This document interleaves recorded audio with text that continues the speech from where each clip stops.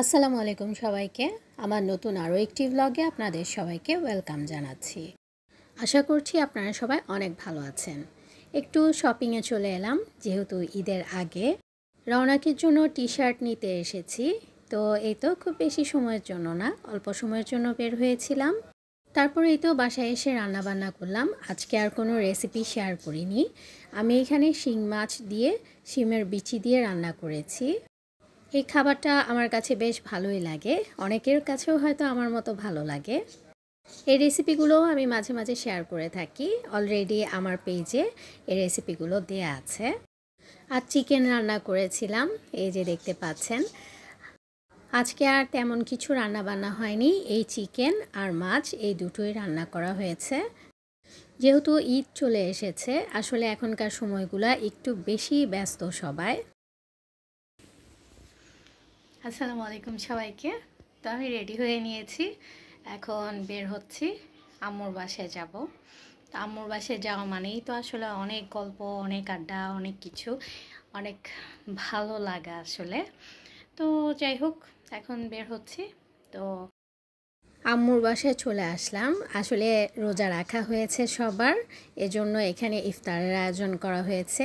আব্বু সব খাবারগুলো নিয়ে এসেছে, সেগুলোই আমি একটু শ্যুট নিয়ে নিলাম। সবার সাথে একসাথে ইফতার করলাম, আলহামদুলিল্লাহ বেশ ভালো লাগলো। আমার আব্বুর আবার স্টারের খাবার খুবই পছন্দ, সো এই জন্য এখান থেকেই নিয়ে আসা হয়েছে, আর সাথে বোরহানি নিয়ে এসেছে। সব কিছু মিলে আলহামদুলিল্লাহ ইফতার বেশ ভালো ছিল, সবাই একসাথে ইফতার করলাম। ঈদের আগে সবাই ব্যস্ত, অনেক ব্যস্ততার সময় কাটছে, কিন্তু তারপরেও আম্মুর বাসায় যাওয়া একদমই মিস হয় না। আমার বড় বোনও সবসময় ফোন দিতে থাকে, টেক্সট করতে থাকে, কখন আসবি কখন আসবি। তো যেদিন ভাবি যে আসবো না, তার টেক্সট দেখলেও তারপর মনে হয় যে আচ্ছা থাক, চলে যাই। এখন এই ড্রেসটা শেয়ার করছি আপনাদের সাথে। এটা আমার বড় বোন আমাকে গিফট করেছে ঈদ উপলক্ষে। আমরা সেম সেম ড্রেস পরি প্রায় সময়ই, এবার ঈদেও আমরা একদম সেম সেম ড্রেস নিয়েছি। এই ড্রেসটাই তারও আছে, আমারও আছে, বড় বোনেরই দেয়া। আমরা ওই যে এর আগের ব্লগে দেখেছেন, আমরা সুজান সিকোয়েন্সে গিয়েছিলাম, সেখান থেকে এই ড্রেসটা নিয়েছি। এবং এর আগের ব্লগে যে ড্রেস পরেছি সেটাও আমার বড় বোন আমাকে গিফট করেছে। তারপর এখন এই তো জাম ভর্তা খাচ্ছি। জাম ভর্তা আমার অনেক পছন্দ, কিন্তু জামের রঙটা যেন কেমন ছিল। জামের যে সুন্দর একটা কালার থাকে না, সেই কালারটা নেই যদিও, বাট ওকে, খেতে বেশ ভালো ছিল।